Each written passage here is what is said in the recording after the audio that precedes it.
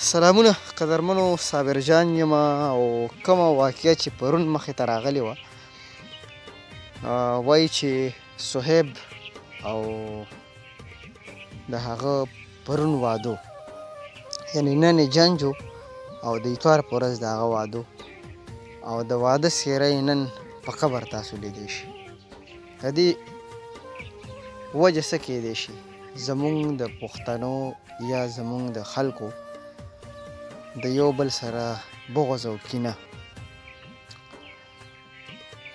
ډیره لویه واقعه ده وایي چې په کور کې د مورجانې کم حالات دي هغه هم دقت ونه دي ځکه چې د ناوې کمرې ته هغوی ګوري نو سترګې اوښکې نه ودرې هغوی جاړي هغوی ویر کوي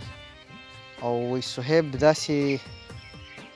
هلک و چې هغه چاته تیزه خبره هم نه وه کړې خپل جومات او خپل دوکان او کور مشر ورور یې خبره کوله چې صهیب به چې کله هم کور ته راتلو نو ځان سره به یو سیو راغستو خو راغستو به یې وایي چې دا مورجان راوړم مور پې ډېره ګرانه وه الله دې زمونږ پښتنو له پوهه ورکړي او الله دې زمونږ پښتانه دغه ټوپک نه د دغې تماچو نه لرې وساتي کله هم چې مونږ د تعلیم خبره کوو نو پښتانه د تعلیم نه واقعي چې ډېر لرې دي منم چې سبق به وایي منم چې سکول له به ځي خو په دغه څیز باندې عمل کول دا ډېر ګران کار دی نن جنج و د جنج ورځې په قبر کې ده او ډولۍ به یې مازدیګر راوړه د واده کمره یې هماغسې سجاو ده خو صهیب په قبر کې دی ملګرو کوشش وکړئ چې په وړه وړه خبره باندې مونږ ډز ونه کړو په وړه وړه خبره باندې مونږ چاته نقصان ونه رسو زمونږ یو ډز څومره تباهي راولي زمونږ یو ډز څومره کورونه ورانوي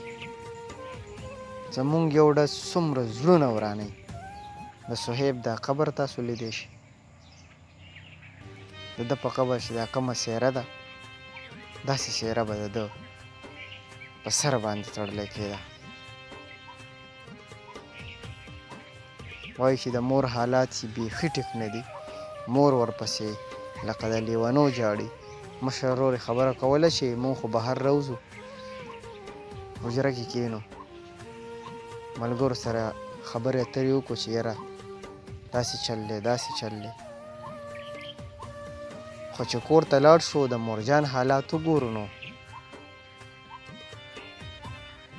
نور توان راکې نه وي چې بیا کور کې ایسار شو د کور حالات د مور حالات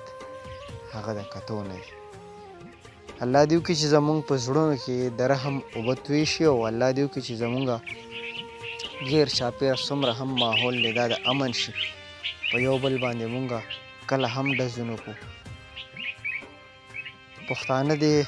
د قلم خاوندان شي او پښتانه دې د امن خاوندان شي دا د جاهلتوب یو ډېر لوی مثال دی چې مونږ